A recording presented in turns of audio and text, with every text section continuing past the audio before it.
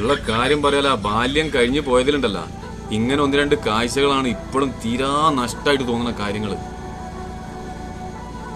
നമ്മളൊക്കെ പഠിച്ചിരുന്ന സമയത്ത് ഈ ആർട്സിനും അതേപോലെ തന്നെ യുവജനോത്സവത്തിനൊക്കെ കളർ ഡ്രസ് ഇട്ടതിന് വരെ പുറത്താക്കിയ ബവ്വാലമോറനാണ് ഇതിന്റെ ഒക്കെ പ്രിൻസിപ്പളാണ്. എന്നൊക്കെ എന്റെ കൈ കിട്ടിയോ കണ്ടപ്പോ അന്നേ ഞങ്ങൾ പറഞ്ഞു, ഞങ്ങളിപ്പോ കുറച്ചു കാലം കൂടെ ഉണ്ടാവുള്ളൂ സാറേ, ഒന്ന് കണ്ണടച്ചാൽ. സമ്മതിച്ചില്ല. ഇനി ഇങ്ങനെ ഒരു തലമുറയെ വരാനില്ലാത്ത മാതിരിന്നു എന്റെ ഒരു പ്രകൃതൊക്കെ. നോക്ക്, കണ്ടു പഠിക്കുന്നതാണ് പരിപാടി.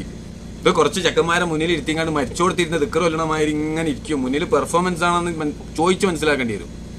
അതും ഒരു ശശികല, ചാർത്തിയ, ദീപാവലി, ഈ ഒരു പാട്ടും, ഇതല്ലാതെ വേറെ പാട്ടുമില്ല. കണ്ട പാട്ട് നോക്ക്, പാട്ട് കണ്ടു പഠിക്ക്.